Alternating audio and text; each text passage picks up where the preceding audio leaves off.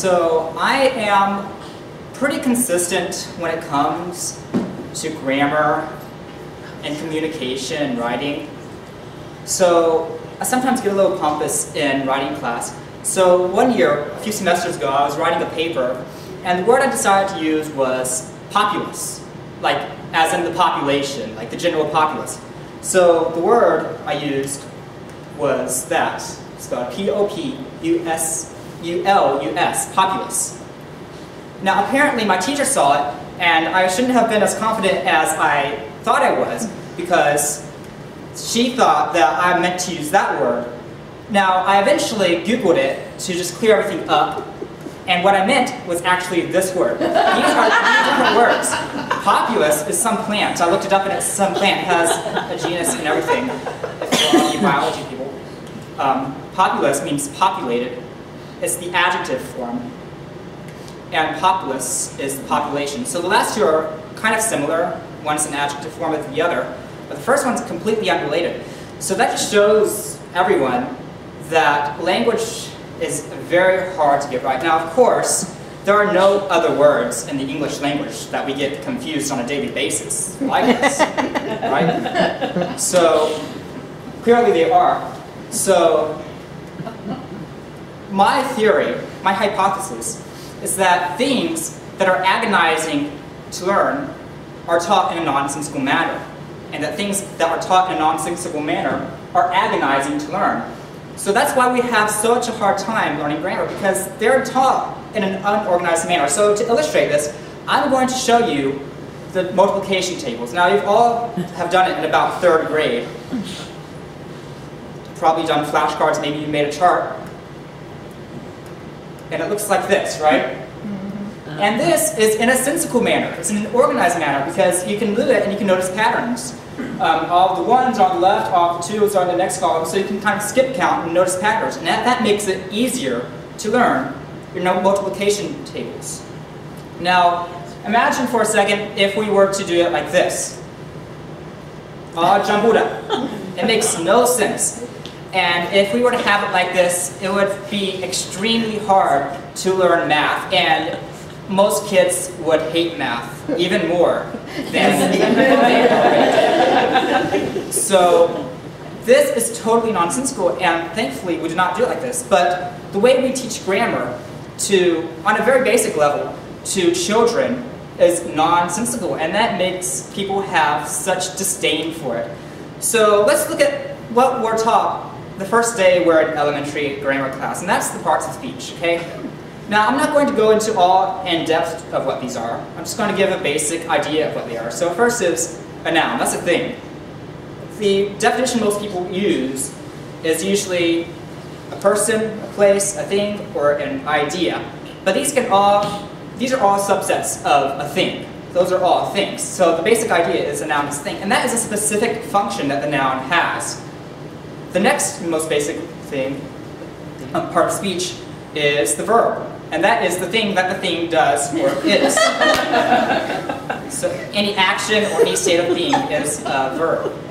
Next we have the adjective. It modifies the thing. It changes the thing. So blue, red, tall, short, those are what adjectives are. And they have a very specific function, a very unique function in a sentence, in communication.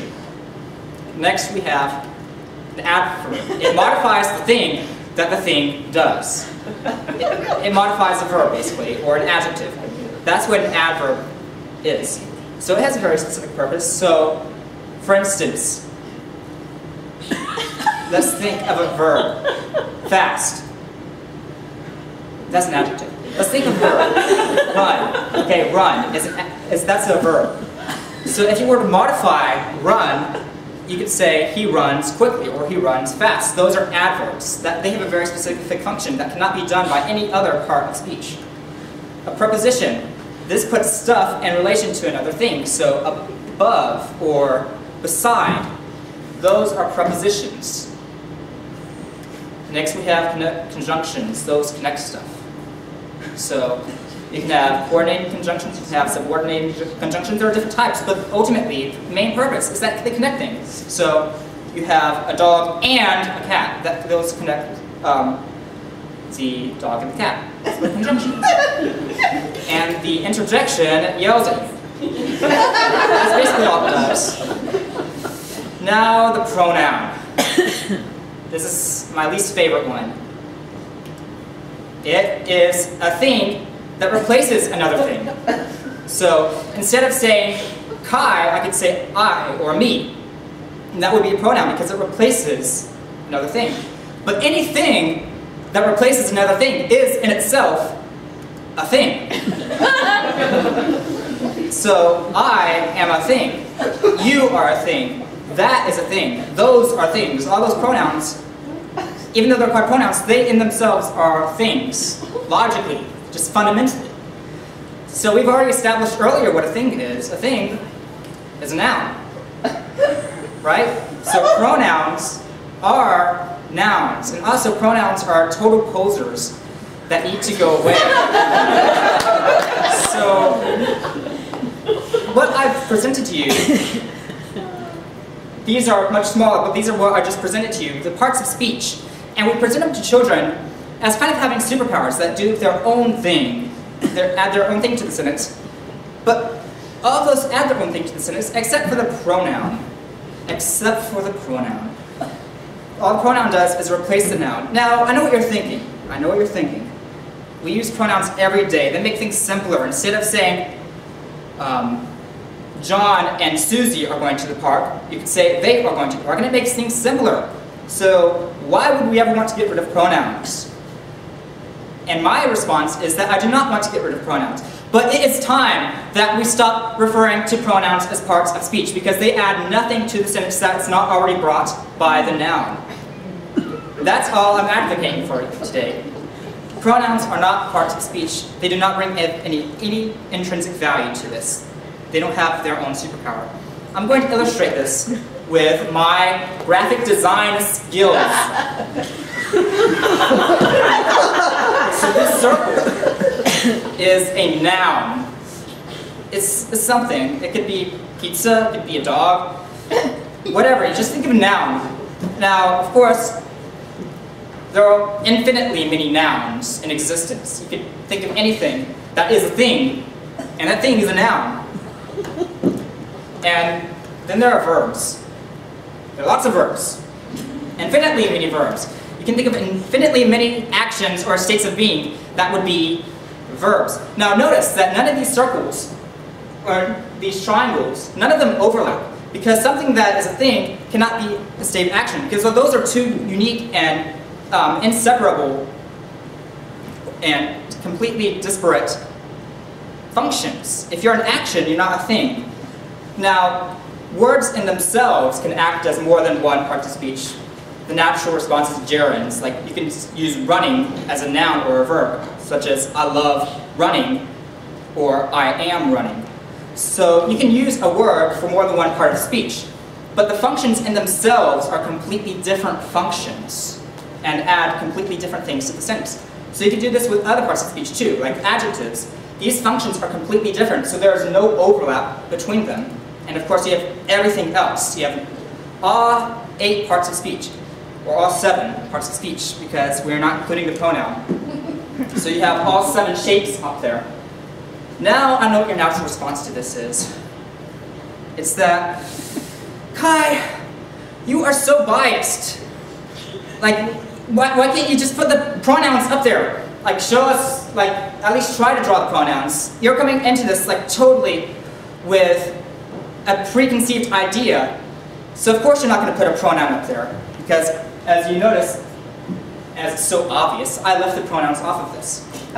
But, if you believe that I'm biased and not including the pronouns on there, I'm actually completely unbiased and completely disinterested in this matter, and I did this justly because the pronouns actually are on this screen. They are just hidden behind the circles. You see the circles?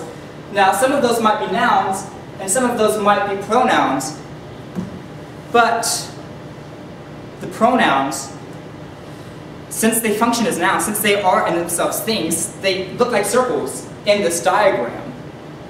So in the diagram of a sentence, in the picture of a sentence, the pronouns don't have their own shape. They don't have their own superpower that they bring to the table because they're just following, they're literally replacing nouns. So they're not their own part of speech. Now, so again, I'm not advocating that we get rid of pronouns, but pronouns fall under nouns, so they should be seen like that. Now, of course, you're probably wondering, why does this matter? Why should we care how we classify pronouns? Why should we care whether there are 7 or 8 parts of speech? Well, the reason for this is that language has intrinsic value. Again, language has intrinsic value. We've been communicating for millennia, for thousands, hundreds of thousands of years. So language is very useful. We couldn't really do anything without it. So clearly, as you notice, we've come up with various systems of language. So when we're teaching our children language, it is very important that we promote the intrinsic value that language gives us, the value of communication that it gives us. That's essential. But by their very definition, pronouns have extrinsic value.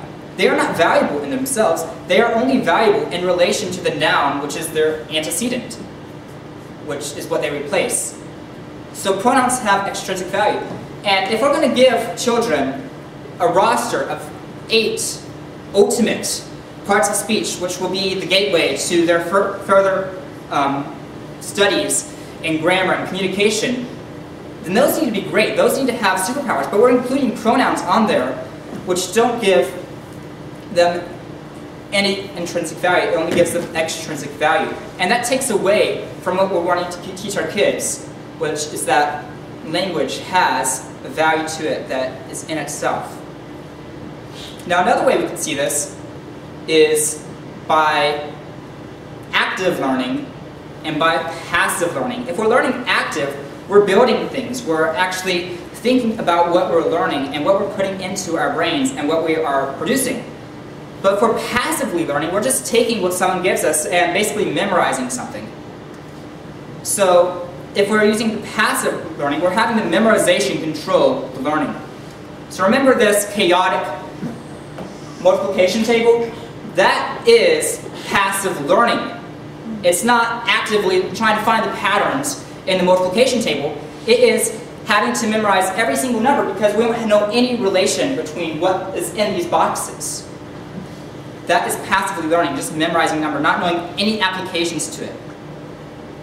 And by having pronouns on that list, we are encouraging, we're promulgating the fact that this is, or the opinion that this is something that kids ought to memorize, and that language is not something that has intrinsic value. That is passive learning, and that's what we are passing on. But active learning is having creativity, all the creativity that comes with beautiful language, and all the things that you can do with it. Having that control the learning, having that control communication.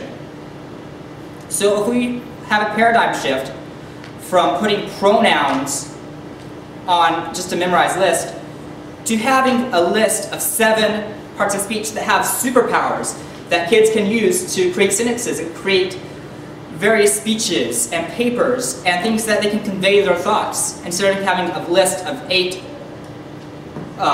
rote, memorized things, then that would be much better. It would look more like this. They would be able to make colors. They would be able to make shapes with the words that they use instead of having a script by which they go. So of course, I started with this. This was my overall hypothesis. If we teach things in a nonsensical manner, then they are going to be agonizing to learn. And that's what we are doing now, because we're teaching them as something that should be memorized instead of something that we should actually make fecund in our children. So if we just do this paradigm shift, then we will learn that things that are taught in a sensical manner are slightly less agonizing to learn. Because grammar, math, whatever you have, is always going to have challenges involved with it. It's always going to have difficulty. But if we can just make it more sensible and make it more cater to what the children's abilities and what they need to know in order to communicate effectively, we can actually start making them effective communicators.